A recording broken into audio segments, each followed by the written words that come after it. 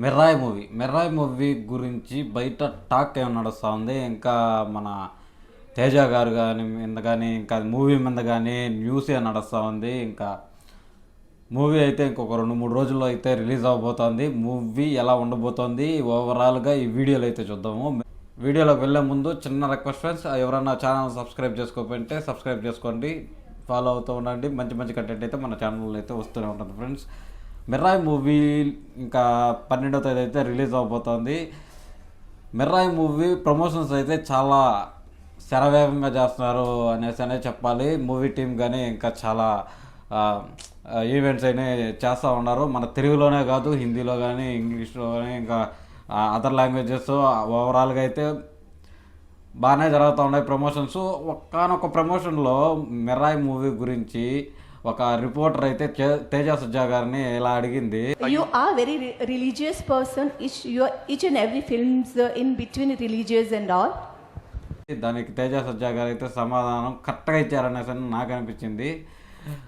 ఆ వీడియో ఇక్కడ పెడతాను చూడండి. I don't understand this question. Nobody asks anybody who does the same love story again and again and again. Why are you asking when we are trying to show our dharma? We have to be proud of it. This is our land. Sure.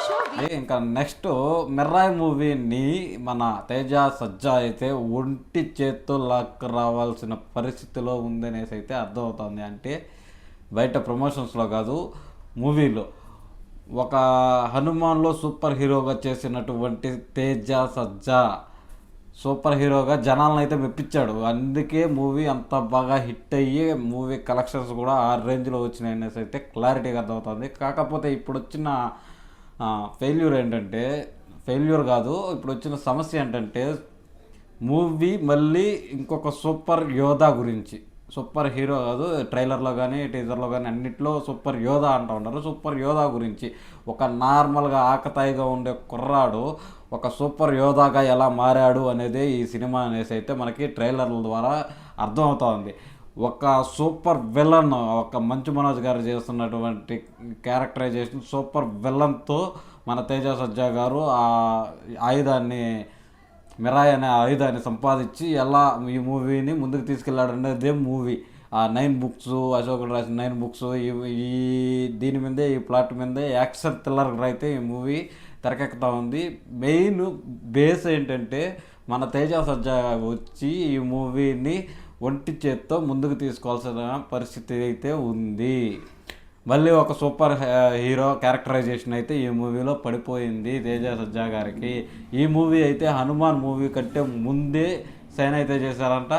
దాంతో ఈ movie కూడా ఒక super hero movie అని ముందే తెలుసు. Next ఈ movie విషయానికి వచ్చేస్తే బడ్జెట్ అయితే చాలా భారీ బడ్జెట్. 5 సంవత్సరాల ముందు అయితే ఈ మూవీ స్టోరీ అయితే రాసుకున్నారంట. అది హనుమాన్ కంటే ముందు మన కార్తిక్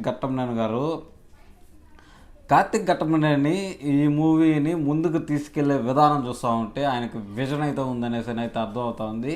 గ్రాఫిక్స్ కానీ ఇంకా విఎఫ్ఎక్స్ కానీ ఆ విజను ఆయనలో ఉంది, ఆయనకు ఆ సత్తా ఉందనేసి అయితే మనకు అర్థమవుతుంది. కాకపోతే ఇది 5 సంవత్సరాలు, అంటే 5 సంవత్సరాల ముందంటే అప్పుడు ఈ స్టోరీ బ్యాక్ డేటెడ్గా ఉంటుందా, ఇప్పుడున్న సిచ్యువేషన్స్ ప్రకారం ఉండబోతుందా అనేది అయితే మనం థియేటర్లోనే చూడాలి.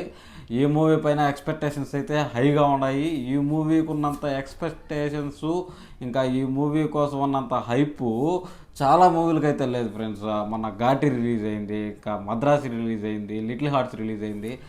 ఘాటి అనుకున్నంత రేంజ్లో అయితే ఆకట్టుకోలేదు. నాకైతే బాగానే నచ్చదు, దాన్ని రివ్యూ చేయ బుద్ధి కూడా అవ్వలేదు. మూవీ మరీ అంత దారుణంగా ఉంది, ఇంకో పుష్ప అని చెప్పచ్చు. ఈ మూవీ ఎలా ఉండబోతుంది అనేసి చాలామందికి అయితే హైప్ ఉంది. ఇంకా మంచు మనోజ్ గారు, ఇంకా తేజ సజ్జా, హీరోయిన్ శ్రేయ గారు, ఇంకా చాలా కాస్ట్ అండ్ క్రూ కూడా ఉంది. మూవీ ఉండబోతుంది, ఎలా ఉండబోతుంది అనేసి అయితే మనము థియేటర్లోనే చూడాలి. మీలో ఎంతమంది మూవీకి వెళ్తున్నారు కింద కామెంట్ సెక్షన్లో చెప్పండి. ఖచ్చితంగా ఈ మూవీ రివ్యూ అయితే మన ఛానల్లో వస్తుంది. సబ్స్క్రైబ్ చేసుకొని ఫాలో అవుతూ ఉండండి. మంచి మంచి కంటెంట్ అయితే మన ఛానల్లో వస్తూనే ఉంటాను ఫ్రెండ్స్. బై నౌ, జై హింద్.